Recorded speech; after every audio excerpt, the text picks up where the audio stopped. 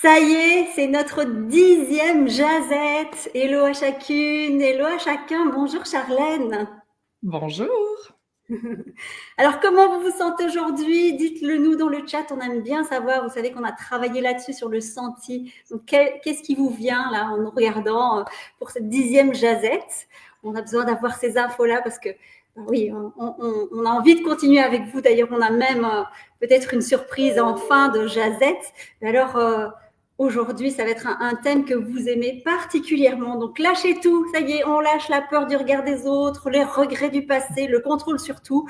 Faites-nous confiance. Aujourd'hui, on va parler de comment développer la confiance en soi. Alors, directement, Charlène, pendant ces 15 minutes, dis-nous un petit peu comment est-ce qu'on fait. D'abord, quelle est la définition de la confiance en soi selon l'enseignement de Lise Bourbeau, de l'école Écoute ton corps? Peux-tu nous en dire plus là-dessus? Oui, puis en fait, c'est un beau sujet. Habituellement, il est bien populaire, la confiance en soi. Puis si les gens qui se connectent dans le chat veulent nous partager, c'est peut-être leur propre définition. Souvent, c'est intéressant de voir les distinctions. Parce que j'entends souvent j'ai confiance en moi ou Ouais. je me fais confiance. Et là, c'est intéressant parce que le choix de mots, le choix des mots, hein, avoir ou faire confiance, c'est une chose. C'est une confiance qu'on rattache au plan matériel. Par contre, si tu es rattaché au plan matériel, à ce que j'ai, à ce que je fais, elle est conditionnelle, cette confiance. Elle est conditionnelle à mes succès ou mes échecs. Au résultat, oui. Donc, donc ma confiance va dépendre de l'extérieur si je la base dans ce que j'ai ou ce que je fais. Si ma confiance dépend de mon salaire, de mon titre, de mes accomplissements, etc., à ce moment-là, c'est une confiance qui est en mouvance, qui peut être inconstante. Des fois, j'ai atteint un grand pic là, où je vais me sentir super confiant, j'ai atteint un succès merveilleux, mais là, dès qu'il y a des changements, peut-être même dans mon corps physique, j'ai des difficultés au travail ou quoi que ce soit, là, je me sens menacée, oups, la confiance retombe. Donc, cette confiance-là qui est très modulée selon l'extérieur n'est pas pour nous une vraie confiance en soi. Mhm. Parce que pour nous, quand on parle de confiance, on parle de être confiant. C'est ça. Être confiant, c'est au plan spirituel. Et ça ne dépend pas de l'extérieur, de ce que je fais, de ce que j'accomplis, de ce que je réussis, de ce que j'ai. Ce qui veut dire qu'on se sent autant confiant dans un moment de grand succès, de grande gloire, que dans des moments plus vulnérables de notre vie, où est-ce qu'on se sent fragile. C'est indépendamment de l'extérieur et c'est vraiment une connexion à soi, à sa valeur personnelle et ce, peu importe ce qui se passe. Et l'atelier à travers laquelle on enseigne la confiance en soi n'a pas pour but d'avoir de l'air confiant. C'est pas le but, c'est pas de vous donner des Mhm. postures ou un vocabulaire pour que vous ayez l'air confiant ou vendeur ou peu importe, là. C'est ça. On Oui. veut pas paraître confiant dans le plan matériel. Nous, ce qu'on veut, c'est connecter avec sa valeur pour que naturellement, vous ayez les comportements de quelqu'un qui a une confiance en lui. Donc, justement, dans l'atelier, on a dépeint 10 comportements et attitudes d'une personne qui a confiance en soi, une vraie, sincère confiance. Et pour nous, ben ça, c'est pas forcé, c'est pas joué, c'est vraiment une sincère et vraie confiance due à une connexion avec sa valeur. Et ça, pour nous, c'est notre état naturel. Ah oui, oui. Et ça rejoint un petit peu la petite jazette qu'on a eue sur les besoins. Oui. Besoin Oh, d'être. C'est ça, hein? Ce que j'entends dans ce que tu dis, entre avoir, faire et être confiant. oui, exactement. C'est là qu'on se rend compte de la profondeur de l'école Écoute ton corps. On est vraiment dans un plan spirituel. Donc, on ne nie pas le plan matériel, mais le plan matériel est au service du spirituel. Donc, quand je bâtis une confiance en moi, je veux aller expérimenter, je veux créer, hein, je veux utiliser mon pouvoir créateur. Par contre, je crée par amour, par joie de créer et non pas en étant attaché au résultat parce que ma vie ou mon estime de moi en dépend. C'est là la Mhm. distinction. Mhm. On va chercher la joie derrière cette confiance aussi, hein, et pas la peur. Exactement. Ok, ok. Bon, je dis coucou à Anne-Claire qui nous suit et n'hésitez pas à mettre vos petits bonjours ou vos petits commentaires dans le chat. C'est notre 10e jazette. Alors, deuxième question, Charlène. Pourquoi est-ce que c'est si difficile justement d'être confiant? D'où viennent nos plus grandes peurs selon l'enseignement Écoute ton corps? Tu sais, j'ai dit, à la base, la confiance, c'est inné. Moi, je le vois vraiment comme l'amour de soi, c'est inné. C'est quelque chose qui est naturel, qui est accessible en tout temps. Mais on a des petits embûches, des petits obstacles à être confiant en connectant avec notre valeur. Donc, c'est peut-être des obstacles acquis ou vécus à travers peut-être notre enfance, notre adolescence.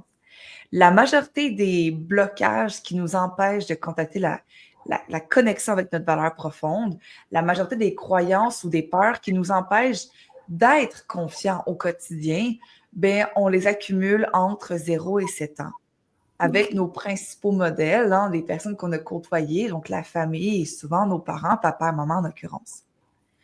Donc, si j'ai pas connu papa, maman, ben, ça va être avec les modèles qui l'ont remplacé tout simplement.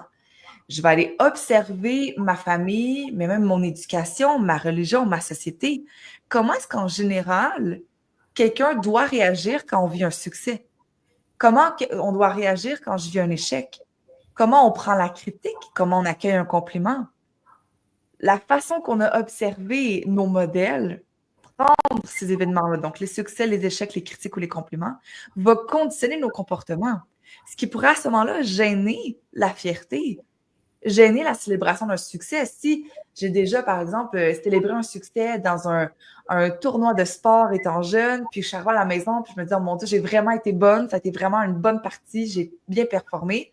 Et que là, j'ai ma grande sœur ou mon frère ou mon père qui me dit, oh là, ça c'est un manque d'humilité, là, tu commences à être prétentieuse. Oh, ça va freiner tout de suite, je vais enregistrer que, oh, c'est pas correct de célébrer ma victoire. C'est pas correct d'être fier de soi. Je dois être humble dans la définition de papa ou de ma grande sœur ou de mon frère.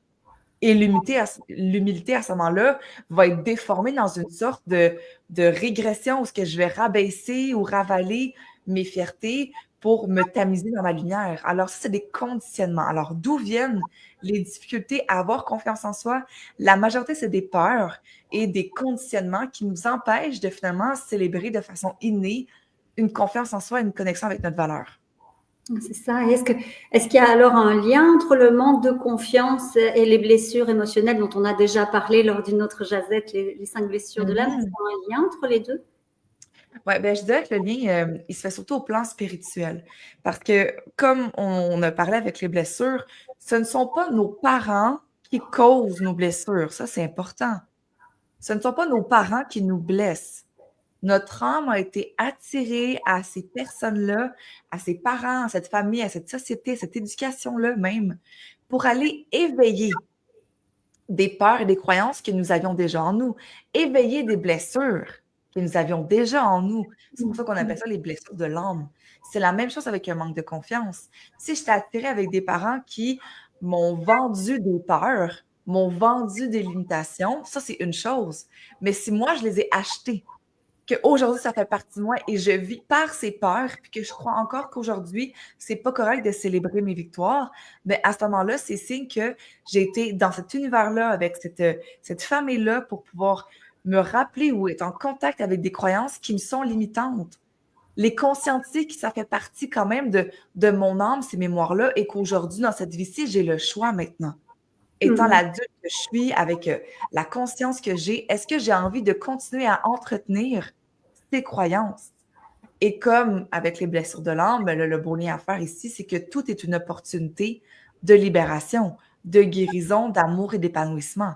Non pas parce que mes parents ont été des mauvais parents, mais parce qu'on se partageait les mêmes croyances. Et si moi, je me libère, ben, en même temps, ça va donner l'opportunité à d'autres de faire de même et de peut-être à leur tour apprendre à célébrer leur succès. Parce que moi, je vais avoir fait le chemin de l'avoir appris comment faire, comment m'aimer, même lorsque je vis un échec. Et là, peut-être que ça va pouvoir influencer positivement les autres autour de moi. Oui, oui, oui. Exactement. Alors, comment est-ce qu'on fait quand on essaye de surmonter cette peur du jugement dont tu parlais et comment est-ce qu'on fait pour aller vers soi-même, pour oser être soi-même? Ben, c'est ça, c'est qu'en fait, sachant que les autres, leurs peurs, leurs croyances qui résonnent en moi, justement, s'il y a une résonance puis je les achète, ça veut dire que je les avais déjà dans mes mémoires d'âme. Donc, finalement, toutes les peurs de jugement, les peurs ou les jugements que j'ai peur d'avoir des autres, finalement, là, ce ne sont que des propres reflets de nos propres jugements qu'on a déjà. Donc, c'est comme des projections. Si je te demande, Coralie, tu as peur de quoi? Si tu fais telle chose, puis que tu me fais une liste de toutes tes peurs, J'ai peur que telle personne me juge d'être égocentrique. J'ai peur que telle personne me juge d'être prétentieuse. Ben, ce que je vais te dire, c'est miroir, miroir, c'est exactement les mêmes peurs que tu as en toi aujourd'hui maintenant. Tu les projettes chez d'autres personnes. Et là, Ouais. tu as donc bien peur que tante Jocelyne ou monsieur Sylvain t'accuse ou te juge, mais dans le fin fond, le jugement que tu leur portes, tu as peur de recevoir de leur part, existe déjà en toi. Donc, sachant ça, comment surmonter la peur du jugement des autres? C'est accepter d'abord et avant tout que ce sont des reflets de nos propres peurs. De les accepter, ces propres peurs-là, ces propres jugements, et voir que ce sont toujours des appels à l'amour. Lorsque je me juge, lorsque j'ai peur, c'est le contraire de l'amour. Donc, c'est un manque d'acceptation et d'amour de soi. Et donc, on se rappelle, hein, le baume de la guérison des blessures, c'est l'acceptation.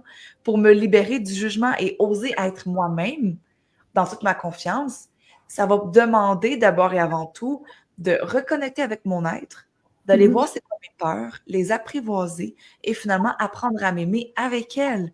M'aimer comme un être humain, l'être humain que je suis, imparfait, avec des limites, des peurs, des croyances, des blessures. Mhm. Ça, le baume de l'amour, c'est ce qui nous permet de surmonter toute peur, hein. L'amour, c'est comme la lumière. Peu importe la profondeur de la noirceur, quand on ouvre la lumière, elle gagne sur la noirceur. Même chose pour la peur. Peu importe la profondeur de la peur, ça fait combien de vies que vous traînez cette peur-là? Ça fait combien d'expériences que vous vivez ou est-ce que, mon Dieu, vous revivez encore ce jugement-là? Sachez que ça ne sera jamais aussi puissant que la lumière de l'amour lorsque vous allez allumer en vous. Wow, c'est beau. Merci, merci pour ça, pour cette belle phrase ouais, qui touche, qui me fait penser justement à la suite. Tu sais, je vois beaucoup de gens qui aujourd'hui, et moi ça m'arrive aussi, qui doutent de leur choix, qui procrastinent jusqu'à la dernière minute.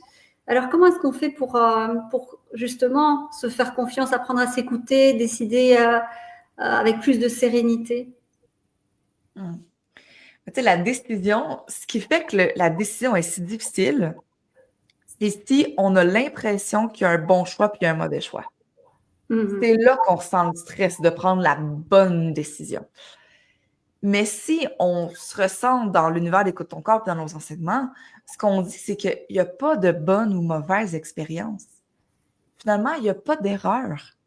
Donc, si on doute de ses choix puis on ne sait pas quoi faire, moi, je vous dirais, ben, commence par spontanément ce qui te vient. Puis tu verras à travers l'expérience si c'est nourrissant pour toi. Donne-toi le droit de choisir une option A qui finalement n'est pas totalement celle-là, mais qui va peut-être t'amener à prendre un tremplin vers la B, qui va t'amener à connaître C, puis tu vas arriver finalement à D, et c'est là que tu vas être monté à ton paradis terrestre. Donc, il n'y a pas de détour finalement, tout fait partie du chemin. On ne peut pas se perdre. Finalement, on fait juste, plus on vit des expériences, plus on se découvre, plus on développe notre intelligence. Il n'y a pas d'erreur. Donc, on peut enlever toute cette lourdeur-là décisionnelle comme si on pouvait se tromper et juste retomber dans je m'en viens jouer, je m'en viens vivre des expériences et je me donne le droit de vivre des contrastes. Je me donne le droit de faire des décisions de prendre des décisions qui ne me sont pas bénéfiques, de faire des expériences qui me font ouf, qui me font pas du bien, qui sont désagréables. Parce que Mhm. grâce à elle, je vais pouvoir aller voir par contraste ce que je veux véritablement et avoir encore plus de discernement et d'intelligence pour aller créer encore plus clairement ce que je veux. Donc, c'est nous finalement qui se faisons violence intérieurement avec la pression de bien choisir. C'est nous qui se fait de la violence quand on juge que c'est pas correct ce qu'on a fait, puis là, on s'accuse à coup de culpabilité. Parce que pour nous, dans la vraie vie, il n'y a que la responsabilité qui existe. Donc, finalement, nous créons notre vie, nous avons la responsabilité de créer notre vie, d'en assumer les conséquences. Et si les conséquences nous sont désagréables ou non bénéfiques, c'est correct. C'est pas grave. Ça va nous rediriger vers, OK, mais maintenant, par contraste, qu'est-ce que je veux créer différemment maintenant? Ok, alors ben, comme on arrive tout au bout, à la fin de cette jazette, est-ce que tu peux nous partager une astuce simple et efficace pour renforcer notre confiance au quotidien, Charlène? Ouais. En fait, selon les blessures, c'est vraiment spécial parce que selon les blessures, il y en a qui vont voir seulement leurs faiblesses, seulement leurs limites, seulement le pas beau de soi. Donc là, je parle par exemple de la blessure du rejet, la blessure de l'abandon. Tu sais, il y a vraiment un regard de soi qui est péjoratif. On va même exagérer presque là, avec une distorsion. On va voir seulement que le mauvais de soi. Mhm. Tandis qu'il y en a d'autres, dans des masques un peu plus de contrôle, qui vont au contraire exagérer et vouloir voir que leur force et leur qualité. Ouais. Tandis que pour nous, quelqu'un qui a vraiment une confiance en soi, qui est profondément ancré dans son être, il voit humblement et objectivement tout ce qu'il est. Ce qui veut dire ses forces, ses qualités, ses faiblesses, ses limites, ses blessures. Ce regard-là objectif de soi, c'est rare, je le vois. C'est rare que je vois quelqu'un qui est capable d'avoir un regard objectif parce que souvent, on n'a pas une image de soi qui correspond à qui nous sommes. Mhm. C'est une chose d'être quelqu'un, mais si je me place devant vous puis je me dis, oh mon Dieu, qu'est-ce que Coralie voit de moi? Qu'est-ce que là, les 15 personnes qui nous écoutent en direct voient de moi? Qu'est-ce que les 1200 personnes qui vont nous écouter en rediffusion voient de moi? Si j'ai une image péjorative de ce que les gens voient de moi, évidemment, ça va affecter ma confiance. Oui. Donc, l'image de soi est importante, mais pour bâtir une bonne image de soi, il faut être capable d'avoir un regard juste sur soi. Puis un Oui. regard juste, c'est reconnaître autant ses forces que ses faiblesses, ses qualités et ses défauts, et se donner le droit d'en avoir, se donner le droit d'être un humain imparfait, parfaitement imparfait, et être constamment en évolution, en épanouissement. Donc, c'est d'aimer qui nous sommes aujourd'hui, pas pour se résigner à rester comme ça, hein. On veut constamment s'améliorer, on veut constamment s'épanouir, mais à partir d'une reconnaissance, d'une gratitude de qui je suis, c'est comme ça qu'on va pouvoir aller chercher une expansion avec cette confiance-là qui va me permettre d'aller oser peut-être prendre des chemins que je n'avais pas osé avant, puis en être fière encore plus de moi par la suite. Donc ça, la confiance, c'est vraiment quelque chose qui se cultive, puis qui s'épanouit, puis qui devient de plus en plus grande, plus on entre en contact avec. Alors, mon truc et astuce bien C'est ça. simple, c'est si vous avez de la difficulté à voir vos forces et vos faiblesses, c'est votre devoir de voir objectivement vos Mhm. forces et vos faiblesses. On a de la difficulté à voir ça parce que nos talents, quand c'est vraiment inné, on n'a pas l'impression que c'est vraiment quelque chose de distinctif parce qu'on se dit, mon Dieu, tout le monde l'a. Mais c'est pas vrai. On a des talents que d'autres personnes n'ont pas. C'est important de savoir les Ouais. reconnaître. Humblement, savoir que ça, j'excelle plus que la moyenne. J'ai ce talent-là. Tout comme je me donne le droit d'avoir des faiblesses, d'avoir des défauts, d'avoir des limites, d'être humain, tout simplement. Mhm. Alors, c'est l'astuce pour vous aujourd'hui d'aller voir vos forces, vos faiblesses et de vous donner le droit d'avoir les deux pour ainsi avoir une image de vous qui est objective et ainsi aller enraciner une confiance en vous, en votre valeur, inconditionnellement de ce qui se passe à l'extérieur, ce que vous accomplissez dans votre vie. Excellent. Et est-ce qu'on peut aussi demander, j'imagine, aux autres, parce que parfois on ne se voit pas bien soi-même, avoir l'avis des autres sur nos forces, nos faiblesses, nos qualités, nos défauts, ça peut être aussi contribuer à cette confiance, j'imagine. Oui, puis à le rendre plus objectif, hein, parce qu'on a des angles morts. Donc, Mhm. d'arriver à nous lister premièrement notre liste de forces, de faiblesses, puis de demander aux autres aussi, tu sais, c'est bien d'utiliser les résolutions ou notre anniversaire pour faire le point, dire, OK, tu sais, qui je suis aujourd'hui, qui je suis devenue, est-ce que je peux célébrer qui je suis devenue? Est-ce que je peux regarder maintenant qui je veux devenir dans la prochaine année, qui je veux libérer, en quelle facette de moi que je veux exprimer encore plus, comment je peux être une meilleure mère encore, comment je peux être une meilleure amoureuse, comment je peux être une meilleure personne en général. Donc ça, c'est d'aller identifier c'est quoi nos faiblesses, puis d'en partager aussi avec les autres. Hein, de quelle façon je peux être une meilleure amoureuse pour toi? De quelle façon j'ai envie d'être une meilleure amie pour toi? Et entendre les critiques constructives des autres, pouvoir les recevoir et bâtir dessus, ça aussi, c'est un grand exercice de confiance en soi. Ouais. Ok, top. Merci pour toutes ces réponses, tous ces conseils. C'était notre 10e et dernière jazette, Charlène. On est très heureux d'avoir organisé ça pour vous et pour nous aussi parce qu'on échange en même temps et on apprend à se connaître. Alors, on a quand même envie de continuer, on vous avoue, hein, parce qu'on en a parlé un petit peu en off. Et on a envie de vous proposer, pendant que Charlène sera à Bruxelles, de faire des petites jazettes en direct de Bruxelles après nos ateliers. Dites-nous si vous êtes partant. Là, je vois qu'il y a Anne-Claire qui réagit. Est-ce que vous êtes partant? Vous pouvez le faire quand vous le souhaitez, évidemment, parce qu'on a cette proposition. Charlène, tu peux peut-être la détailler. Oui, ben bon, là, en fait, avant d'arriver à Bruxelles, j'ai vu Anne-Claire dans le chat, donc je suis à Metz en mars. Et justement, j'ai le bonheur d'animer l'atelier Confiance en soi le week-end du 22-23 mars prochain. Si vous êtes dans la région, venez nous voir, venez prendre des vacances, un week-end. Petite retraite ressourcement, vous allez voir, c'est un très, très bel atelier il y a vraiment un avant et un après. Hein. Donc, quand on connecte avec cette partie-là en soi, cette valeur-là, il y a vraiment une différence dans notre façon de vivre. Donc, premièrement, ça, c'est pour Metz. Par la suite, je prends le train et j'en viens te rejoindre Coralie.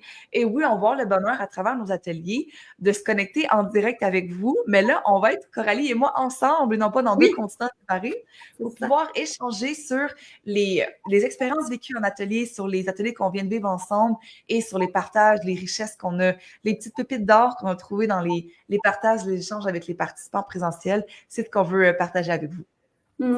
Fantastique. Je vois que vous réagissez dans le chat. Merci beaucoup. Vraiment, ça a été un plaisir de faire ces petites jazettes, de voir toutes vos réactions, vos questions aussi. Donc, merci pour votre fidélité. On se retrouvera donc à Bruxelles pour nos nouvelles petites jazettes. On vous tiendra informés, évidemment. Et puis, Charlène, je te dis un énorme merci pour tout cet enseignement que tu nous as partagé, vraiment avec le cœur. On sent que tu fais ça par amour. Et ça fait vraiment, vraiment beaucoup de bien. Oh, ben merci Coralie, merci à toi pour tes questions. C'était notre idée. Tu l'as porté, ce beau projet-là, avec moi pendant 10 semaines. Si vous avez aimé ça puis que vous dites, ah, on veut continuer, ben écrivez-nous hein, parce que là, je pars un mois en tournée en Europe avec les filles. Mais si vous me dites, ah, ben là, au retour, on veut quelque chose du même genre, on veut renouveler ou vous avez des nouvelles idées, n'hésitez pas à nous écrire. Nous sommes ouvertes à Oui. entendre vos demandes et vos idées et pouvoir peut-être vous contacter, vous concocter une petite surprise pour le retour. Absolument, absolument. Faites-vous confiance. Je suis sûre que vous allez avoir plein d'idées et qui répondront peut-être à vos besoins. Voilà. La boucle est bouclée. Merci à toutes, merci à tous. Et d'ici la prochaine fois, portez-vous bien, prenez bien soin de vous. À bientôt à Bruxelles alors, hein, Charlène. Oui, à bientôt, bientôt. Bye bye. Bye.